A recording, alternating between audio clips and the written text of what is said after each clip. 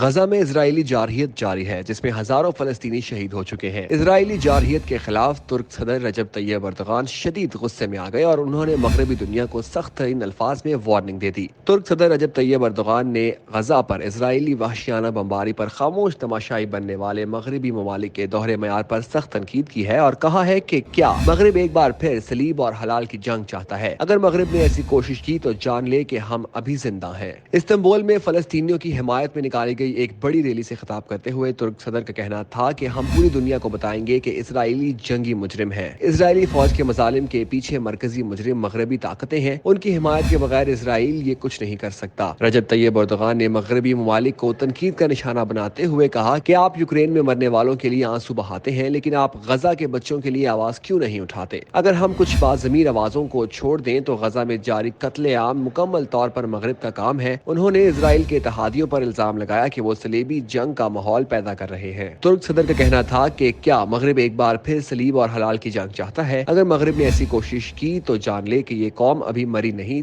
ترکیہ کے لوگ ابھی زندہ ہیں۔ ترک صدر کا کہنا تھا کہ 1947 میں فلسطین کیا تھا اور آج کیا ہے؟ اسرائیل وہاں کیسے آیا؟ اسرائیل ایک غاصب ہے، ایک جنگی مجرم ہے۔ غزہ میں بدترین جارحیت جاری ہے اور کتنے بچے بوڑھے مریں گے تو جنگ بند کی جائے گی۔ ترک صدر کا بیان اسرائیل پر بجلی بن کر گرا اور اسرائیلی وزیر خارجہ کو آگ لگ گئی۔ اسرائیلی وزیر خارجہ نے ترکیہ سے اپنے سفارتی عملے کو واپس بلانے کا حکم دے دیا۔ اسرائیلی وزیر خارجہ ایلی کوہن کا کہنا ہے کہ ترکیہ سے آنے والے سنگین بیانات پر اپنے کچھ سفارتی عملے کو واپس بلایا ہے۔ انہوں نے اعلان کیا کہ اسرائیل اور ترکیہ کے تعلقات کا ازسر نو جائزہ لیں گے، لیکن اس سے پہلے ہی ترک صدر یہ واضح کر چکے ہیں کہ وہ دورہ اسرائیل نہیں کریں گے۔ ترک صدر رجب طیب اردوغان کا سخت پیغام، مسلم دنیا کی جانب سے سخت رد عمل اور چین، روس اور ایران کی جانب سے وارننگ کے بعد امریکہ بھی اپنے طرز عمل پر نظر ثانی پر مجبور ہو گیا۔ امریکی فوجی دستوں کی غزہ یا اسرائیل روانگی کو خارج از امکان قرار دے دیا۔ غیر ملکی میڈیا کو دیے گئے انٹرویو میں امریکہ کے نائب صدر کمالا ہیرس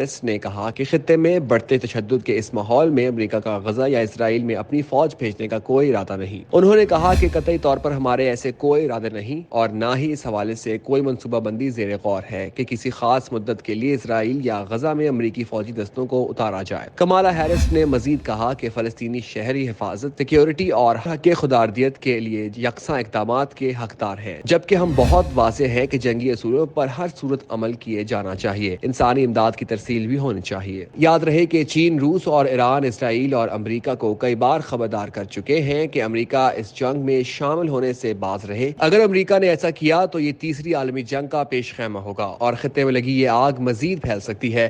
ایران تو اس حوالے سے امریکہ کو واضح پیغام دے چکا ہے کہ اگر امریکہ اس جنگ میں شامل ہوا تو خطے میں لگی یہ آگ واشنگٹن تک بھی پہنچ سکتی ہے۔